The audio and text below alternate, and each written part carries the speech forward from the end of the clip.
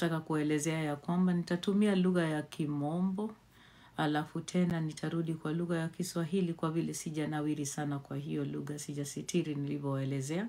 Mimi nimesafiri kutoka Marekani, natoka Kenya, alafu nimefika huku na nina sababu zangu za kufika kwenye matanga hii. Kwanza nitaelezea historia ya familia.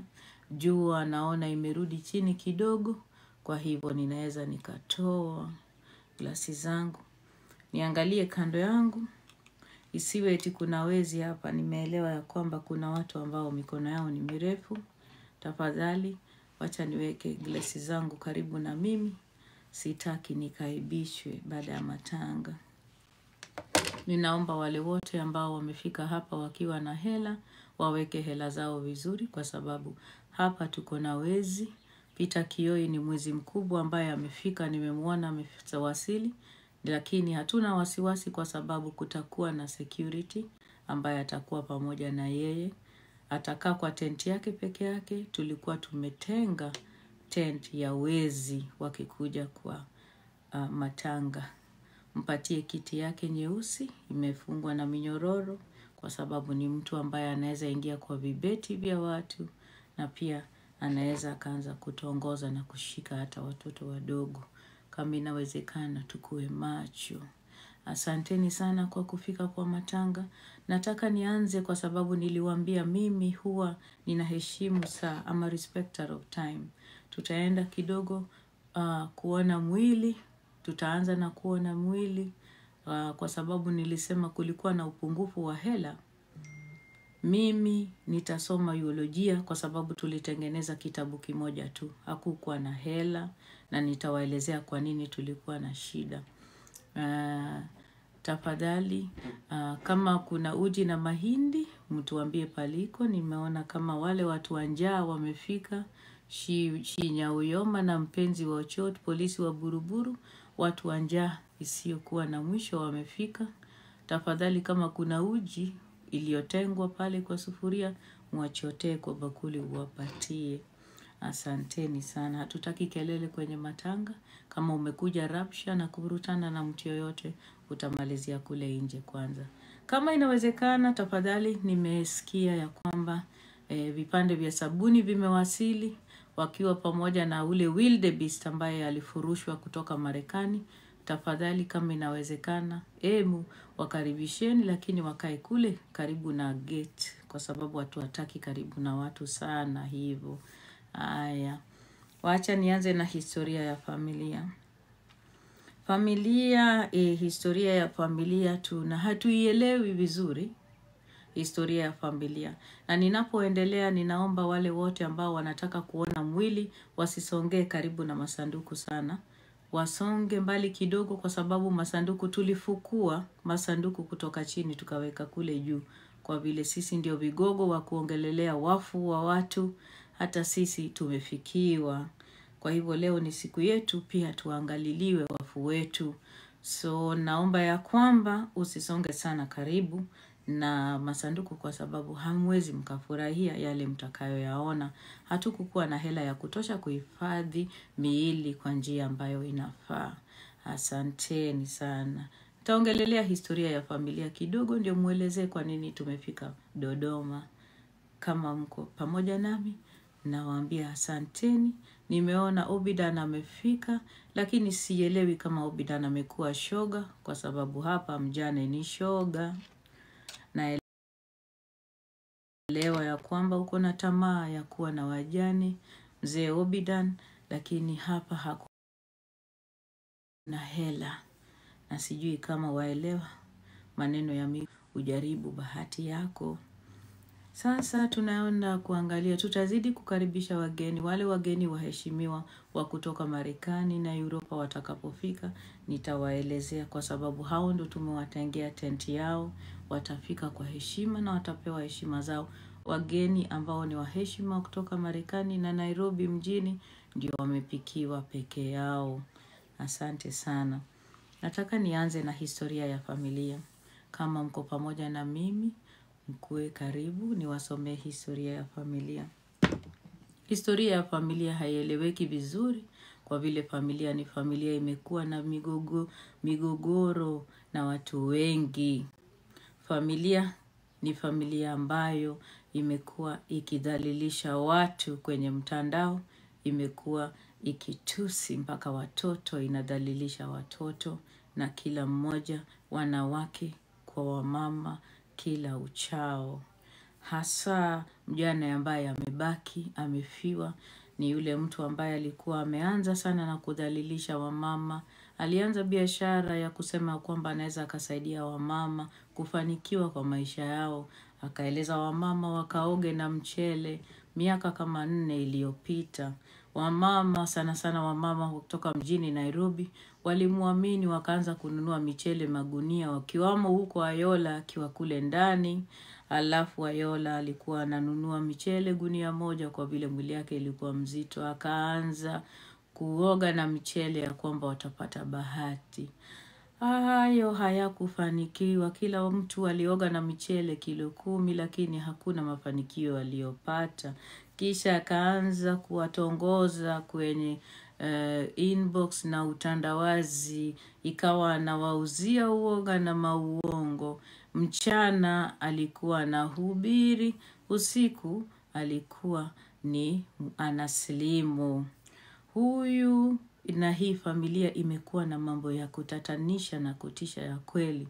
Kwa hivyo hizi ni vitu ambazo hii familia imekuwa kati ya. Siwezi nikawaelezea ukweli kama kulikuwa na bibi ama mabibi ama mabwana. Kile ambacho ninajua kwamba tumeambiwa kuna matanga, na kwa vile kuna matanga, mimi kama yule ambaye anasimamia matanga kwenye utandawazi nikafika mara moja. Sina uhakika kama ni mbuzi ama ni kondoo zimelala pale, tumehifadhi, sina uhakika, lakini kwa sababu ya historia ya familia tunauoga. Lakini mimi kama yule ambaye anaongoza ibada ya wafu kwenye utandawazi nilifika. I want to talk to you about this family because this family has a disturbing history. And the history is of lies. Hii familia imepatwa na mambo mengi. Kuna wakati ambao hii familia ilijaribu kuingia kwenye royal family, ikashindikana, ikarudi tena, ikaamua ya kwamba inajaribu kublackmail familia hiyo ya royal family, ikashindikana. Vitu ziligonga mwamba, alafu mwenye familia akawa na machungu kweli, akaanza matusi. Hii familia imekuwa na shida sana. Kutoka huko familia ikawa ina target wanawake, kutusi wanawake na uke zao, alafu mchana ni matusi, usiku ni kuswali, kujifanya ya kwamba wanaswali. Mambo ya kutatanisha na kutua kweli. Kuna wakati, na sitaki kuelezea mengi kwa sababu hii familia iko na historia mpaka ya uwizi. Kuna wakati yule mwanadada wetu ambaye tunamjua sana anaitwa Zari, alikuwa amekuja na kilio. She made very, very, very serious accusations about this family that they had, imposed themselves on her foundation and decided to use the foundation pictures to fundraise and get money on the internet. Familia iko na maajabu. Familia ikatolewa pale nje, tunajua historia ni ya kutatanisha. Hii familia imekuwa na mkubwa wao akitusi watu, akitusi mpaka watoto, akitusi uke za mwili za wanawake.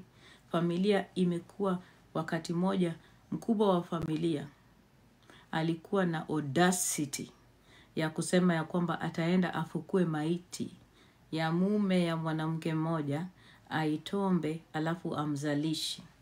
Familia ilienda ikatusi mwanamke ambaye alikuwa ameshaaga. Huyu mkubwa wa familia ambaye sasa amelaza bibi na mtoto pale, alitusi mwanamke ambaye alikuwa ameshaaga, akamwambia atamtomba akiwa pale kwa mchanga amzalishe. Familia iko na historia ya kutusi wafu. Iko na historia ya kuenda kutoa makaburi ya wafu na kuleta hapa. Na kwa hivyo familia haikujua ya kwamba siku yao pia itawahi kufika. Sijasema ya kwamba nimeona miili ya wafu Hapana, mnajua hapa kwa utendawazi lazima tuone evidence ya mtu kukufa ndio tukubaliane. Otherwise kwa sasa nimefika kwenye matanga ya Viusasa na Temu. And I need to make that clear that in the internet people have been capable of saying anything. And for me to confirm if someone has actually died, there has to be proof that someone died. I hope that you understand what I'm currently doing. Don't get it twisted. I'm a person that believes in integrity, and I am a person that believes in evidence-based assertions. If your child amekufa, tupatie proof. Bibi amekufa, tupatie proof. Otherwise, tonight treat just as the usual lies yenye cartels wanaleta hapa. Na hivyo ndo vile itakuwa, na nimesema, and there's nothing you can do about it. And by the way, let me make this clear. In the event that Boscan has lost his wife and child, I think it's a good thing.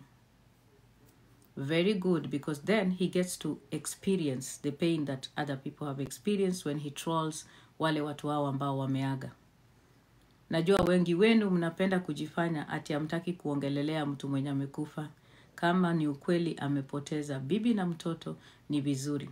Na ninaomba mahali hiyo kifo imetoka, ichukue wengine wenye wamebaki kwa nyumba yake.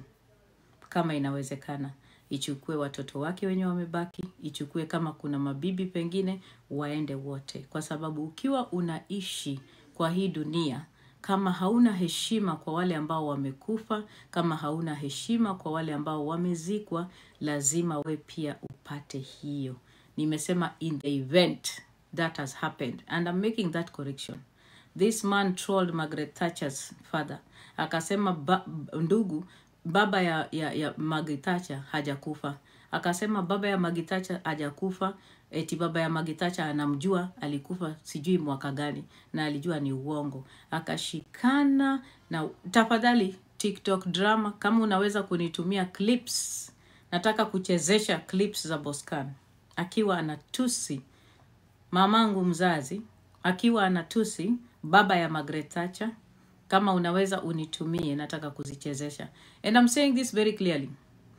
If it is a joke, because I believe it is, you know, this platform, we have people who are capable of using anything ili wapate mileage. That is something that they do all the time. People on this platform have lied to get mileage. Dear TikTok, please protect my life. I am talking about fraud, manipulation on TikTok Kenya. Kindly protect my life. There are people on this platform, kwa hiyo kirende yao, ambao wamewahi kukuja kutuambia ya kwamba mtoto amekufa na mtoto hakuwa amekufa. Kwa hiyo kirende tumewahi kupata watu ambao wamekuja hapa wakasema wako na magonjwa na hawakukuwa wagonjwa. Kwa hivyo sina regrets kitu ninasema sahi. And I'm speaking very confidently because most of you don't want to speak the truth. Unasikia? Kama unajua, kama ni ukweli bibi yake na mtoto amekufa, very good. Kama ni ukweli. Umesikia? Tena, si celebrate kwa sababu sija confirm.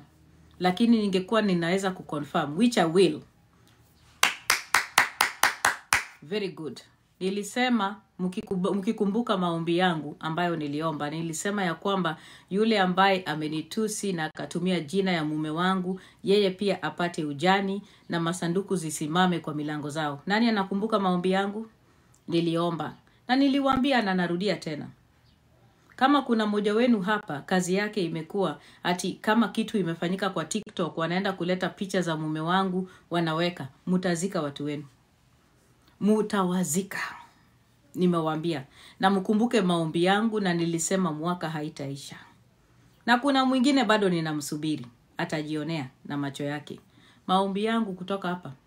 Kwenda hivi. Ngo, hukuli, utoboi. Nimekuambia. Na nikiomba kutoka hapa kwa roho yangu.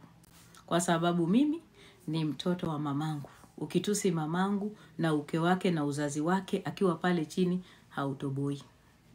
So I'm repeating again. Kama umekuwa kwa hii platform na kazi yako imekuwa ni kutafuta wafu wa watu na kuwadhalilisha nao, ukipatwa na msiba, kaa kimya, usije ukatuambia. Kwa sababu sisi tutacheka. Unasikia? Mimi kama ni ukweli, but I'm telling you, I am at 90% that it's a lie. I only believe 10% that it's true. Kama ni ukweli, bibi yake na mtoto wamekufa, wonderful. Kwanza wacha nicheke. Makofi.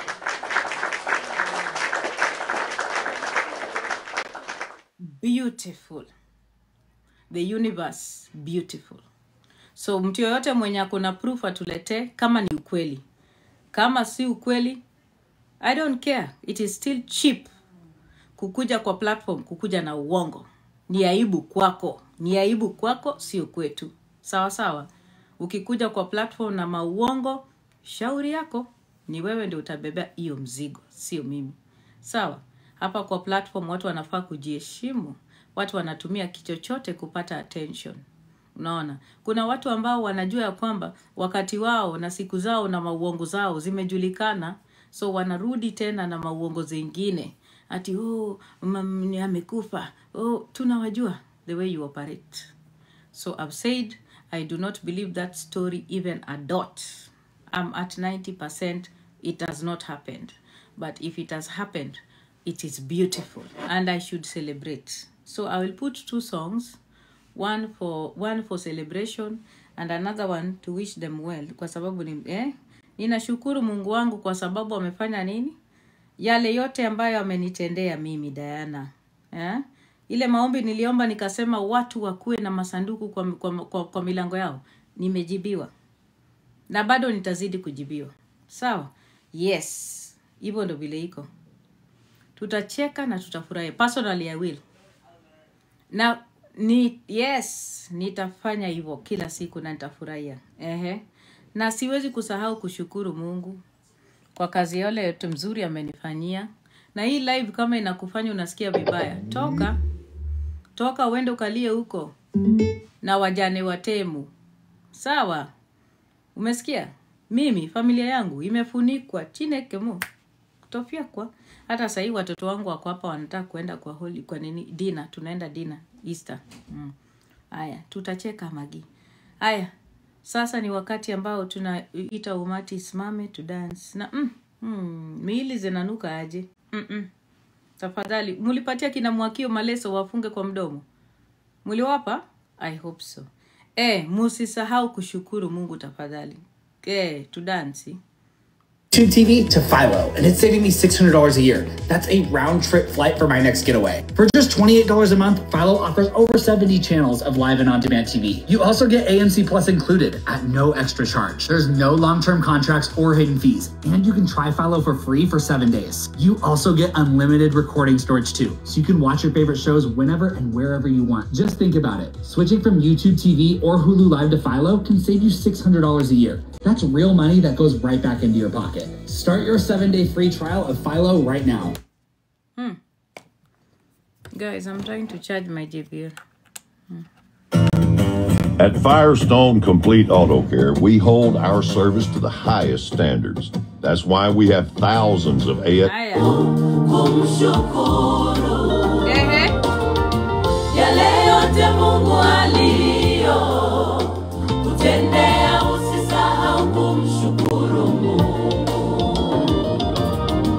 Usisahau hata kidogo. Usisahau kumshukuru. Yale yote Mungu aliyo kutendea, usisahau kumshukuru Mungu. Basi hapo moyo wako wewe usinuke unamsahau Mungu wako aliyekutoa katika nchi ya Misri, aliyekutoa katika nyumba ya utumwa. Basi hapo moyo wako wewe usinuke ukamsahau Mungu wako aliyekutoa katika nchi ya Misri, aliyekutoa katika nyumba ya utumwa. aliyekuongoza katika jangwa lile kubwa lenye vitisho, lenye nyoka za moto, lenye nchi yenye kiu, nchi isiyokuwa na maji. Aliyekuongoza katika jangwa lile kubwa lenye vitisho, lenye nyoka za moto, lenye nchi yenye kiu, nchi isiyokuwa na maji. Aliyekuongoza katika jangwa lile kubwa lenye vitisho, lenye nyoka za moto, lenye nchi yenye kiu, nchi isiyokuwa na maji. Aliyekuongoza katika jangwa lile kubwa lenye vitisho, lenye nyoka za moto, lenye nchi yenye kiu, nchi isiyokuwa na maji. Aliyekutolea maji katika mwamba sana, aliyekuongoza njia katika safari yako, aliyekulisha jangwani kwa mana usiyoijua baba zako, aliyekutolea maji katika mwamba mgumu sana, aliyekuongoza njia katika safari yako, aliyekulisha jangwani kwa mana usiyoijua baba zako.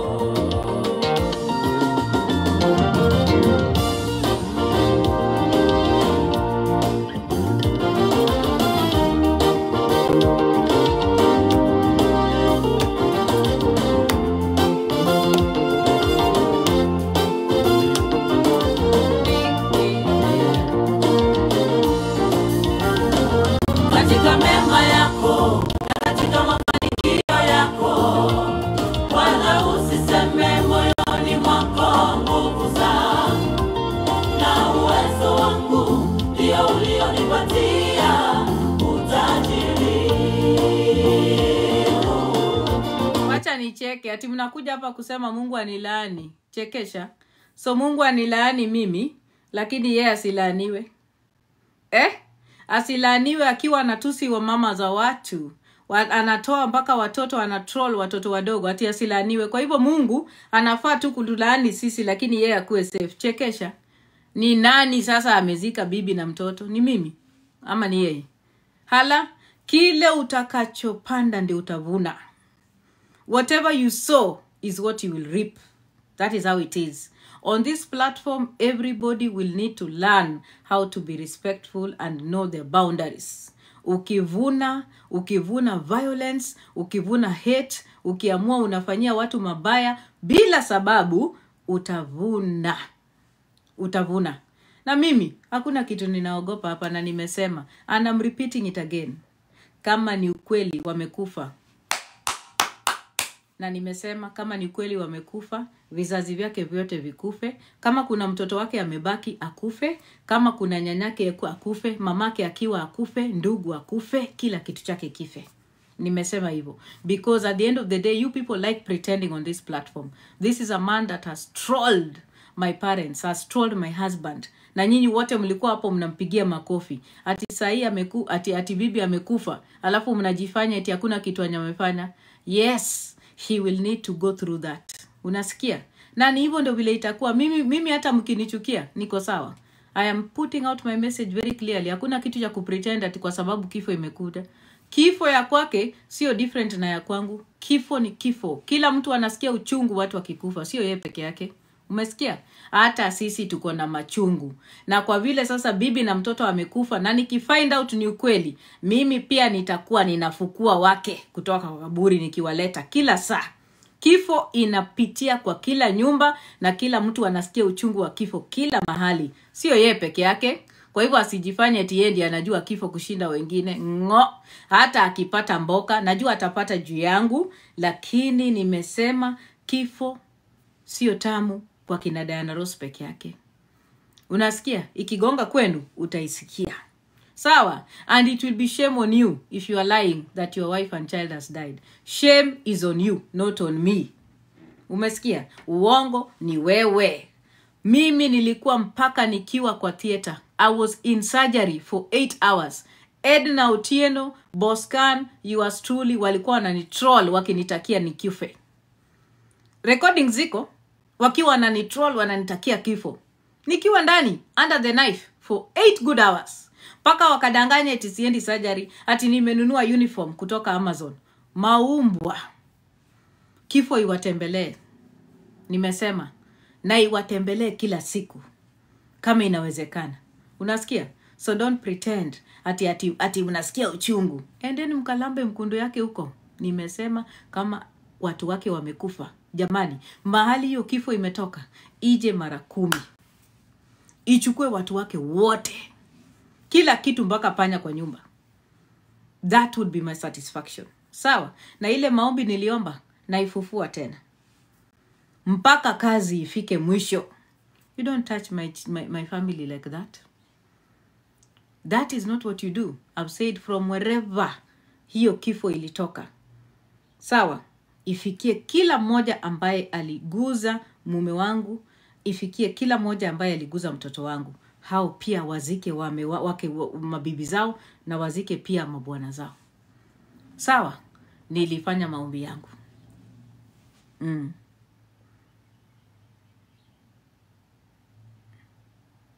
Sawa? Hivyo. Na hiyo ndio imenileta hapa, ndio nimefungulia hii live. Sawa? Mane kaka wawinjore kap onge gimoro ni mako wadwe mamit. Kato obiro to donjo. Mo donjo ni ngato wuok to troll. Dhi yanyo nyaka ng'at motho. Okelo makaburi kwa TikTok. Unaleta makaburi fake. Ulienda kwa internet ukaleta. Mpaka ukatengeneza ati sanduku fake ukaleta. My friend, zako pia tutaweka. Tutaleta masanduku ya mtoto mdogo na tutaleta ya mama mkubwa tuweke. Vile ulikuwa unaweka. Kisu na wembe ni ule. Huyu ni nani? Isikue hii ni takataka ya nani? Isikue hii ni takataka ya kipande ya sabuni ya nani? Ya Mwakio. Wololololo. Hii takataka inalala na chokora. Imekuja hapa kufanya nini? We, Chemu, umekuja hapa kufanya nini? Takataka. Umewahi kuniona kwa Mwakio mimi? Umewahi kuniona kwa Mwakio? Block hiyo umbwa. Ish. Yende ikagugumize huko. Toa hiyo takataka hapa. Mwanamke takataka hana akili. Alinyang'anywa mpaka watoto. Ati anatongozwa na nani? Na Kanairo. Kanairo ni chokora wa Amerika. Ati anatongoza mwanamke. Kanairo na Big Daddy ni same WhatsApp group. Ati umekaa kwa platform unajipraise ati Kanairo ni boyfriend yako. Chokora hii. Ati unakuja kwa platform yangu we pia. Mimi umewahi kuniona kwa Mwakio mimi? Have you ever seen me? Sijawahi kwenda kwa Mwakio kwa sababu nyinyi nilisema ni vipande vya sabuni. Mwanamke mwenye ana akili. Ati auntie. Unaacha maanti zako huko nyumbani unakuja kuita mwanamke mkubwa kwa TikTok eti auntie. Auntie, nilikuwa nasema kama huyo Meru Preacher ajui kulindwa huko akuje hapa atatu gift. Auntie, wacha nikwambie mjinga. Mwanamke hana akili. Kichwa pombolo, empty head. Takataka hii. Tena anakuja kujileta kwa space yangu. Mimi Diana, I don't go to spaces penye wanawake wako na akili ndogo. Ndio maana siwezi fika huko kwa Wild Beast. Because hana akili. Mwanamke mjinga ati anaenda kuleta obituary ya mtu mwenye amekufa ndiye ana troll. Face me, troll Diana Ross. Don't troll a dead person, you're stupid. Una troll mtu mwenye amekufa. Unajua kuongea na watu wenye wamekufa, wenye hawana ukoo na uhusiano na wewe. Mjinga. Ndio maana ulikuwa deported kutoka USA kwa kukula madawa za kulevya. Mijinga hii. Ule mwingine eti anatusi mpaka watoto wa watu. Na ye mwenyewe alizaa mtoto mwenye kichwa yake inatoshana na pipa imejaa maji. Kichwa ya mtoto wa Tifi lazima iwekwe crutches ndio mtoto atolewe kwa kitanda. Hata anaibika na mtoto wake mpaka hata hawezi akatembea na mtoto wake. Amepeleka mtoto wake kule nyumbani. Ameachia mamake analinda kwa sababu she's embarrassed of her child. Alafu hao ndio watu wamekaa kwa platform kuniongelelea mimi. Niko na watoto wangu na waelimisha. Mimi in one of the best schools in the world. Come on. Pick a struggle. Wewe usijaribu kukua ati unajua ilinganisha na mimi. Hala, tengeneza na uchunge ya kwako. Kama unajiamini wewe ni mwanamke mwenye ni bomba kweli, chukua mtoto uishi na yeye. Badala ya kutembea kwa manyumba za wanawake, unanyoa wanawake na wembe, alafu unawapa tunakuja kunitaja. Mtu ananyoa wanawake shilingi 200, anapata 200 per day. Asiponyoa mwanamke kwa mkundu hawezi pata mapato. Hati amekaa kwa platform. We, nilikwambia nimekujia hapa for one purpose and one reason.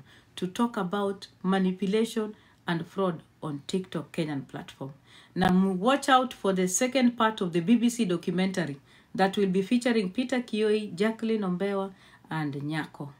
Niliwaambia hii kitu kitambo lakini hamkusikia because mlikuwa mnafikiria mimi ni mjinga. I told you mimi na operate very slow but sure.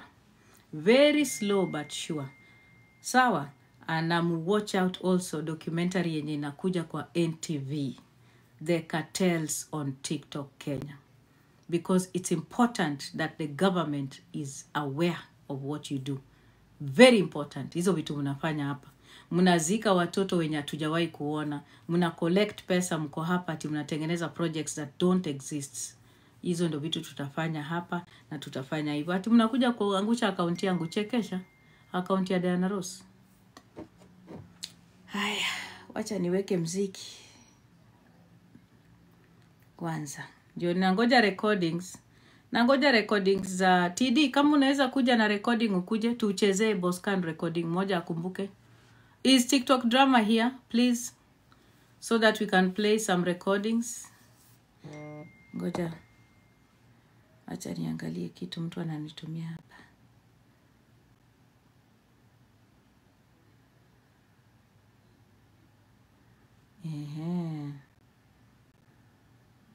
Okay, sawa. Oh, thank you for that information, my dear. I've gotten it. Nilikuwa nataka hiyo, thank you. Yeah, and you know what? We will find out the truth about what is happening. We will. Because you know I'm a truth finder. I seek for the truth and I will bring it to you here.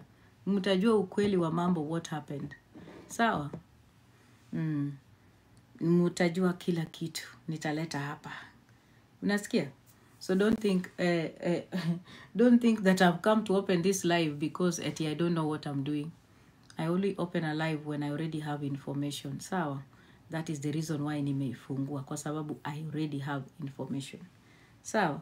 Otherwise wale wote ambao wenye mnakuja kuandika hapa kwa live yangu na Kikikuyu na mimi si Mkikuyu. Gosh, why are you wasting yourself? Kwa nini unajiwaste? Mimi sio Mkikuyu, unakuja kuandika kwa live yangu na Kikikuyu. Jiheshimu bwana. Sielewi Kikikuyu. Kama unaweza tumia tu Kijaluo. Sawa?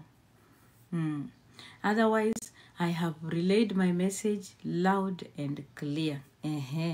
Kama mimi ni Gasia unakuja kuwatch Gasia kwa nini? Unasema mimi ni Gasia na uko hapa. Ala? Unasema mtu ni Gasia na unakaa kwa platform yake. Si uende huko kwenye watu wenye si Gasia. Ala? Enda kwa wenye watu si Gasia.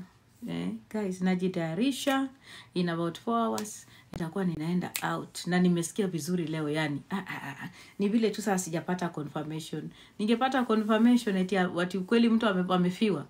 Ningefurahi yani nakwambia leo ninge masturbate na nikam mara 100. I am very excited about anything bad yenye naenda kwa mtu ambaye hakuangi na heshima kwa wanawake, hana heshima na hana boundaries at all. Mkuki kwa nguruwe mtamu, si ndio? Hivyo ndo vile iko. Tutafanya hivyo mpaka hivyo. Nikufurahia. Hakuna nyinyi mnapenda hapa kupretend kwa hii platform. Why do you guys like pretending? Ati mna pretend hapa ati Mungu akuone. Mungu ataona nani? Ataona nani? Ataona nani? Na wapi? Huyo Mungu wenu alikuwa wapi? Akitroll watu wangu. Alikuwa wapi? Alikuwa wapi? Wengine wenu mnajifanya hapa so much eti nyinyi ni watu Waislamu ati ni Waislamu. Dini ya Kiislamu ina behave vile huyu mtu ana behave. Hivi ndio vile dini ya Kiislamu iko. Mtu anatusiana, anatroll wafu, alafu usiku amevaa kanzo eti anaomba. ati ni mtu wa dini. Unaona Dula pale na uongo zake, ako kwa live wanadanganya, akiwa na wanawake hapo wanadanganya, na huyo bibi yake sura mbaya anakaa kama punda ambaye imenyolewa. Nilisema after Sonkei, mwanamke mwenye akona sura mbaya kwa hii platform ni June. Sura mbaya ni kama, yani hivyo, ni kama nini, punda ambaye imenyolewa. Hala, ati he is getting sympathy gifts, amewin. Winning who? Me, I'm not in a competition with him. No. If at all bibi yake amekufa, mimi nimewin. I'm very happy because alitroll watu wangu. Sawa. Mimi ati gifts. Mimi gifts nimepata hapa kwa hii platform. It has never been something that has brought me on TikTok. Sio gifts, my friend. Gifts zikikuja zinakuja. I've never slept thinking about gifts. Na sijawahi huwa bibi kwa viusasa nikitaka gifts. Sawa. Ukitusi bwana ya mtu ambaye ni mfu, kuwa tayari wako pia akikufa atatusiwa. Unasikia, what is good for the goose is good for the gander. Umesikia? Don't pretend hapa. Hebu niweke wimbo ingine tamu ya kurukaruka alafu basi niende, because kuna chai naleta hapa ya Okaru na Shinya Uyoma, mtombaji wa principal wa Maseno. Mimi nilisema mtu akinikujia ndio nina respond. Sawa. I've avoided talking about Okaru for several weeks, but aliamua tuende nalo. Kwa hivyo sasa mimi nitakuja nilete eviction record, court records, na crime records zenye alishikwa nazo na kila kitu, akajaribu kuseal. Nilipata all the records, nitawekea hapa Paruanja because there is no crime in that. It is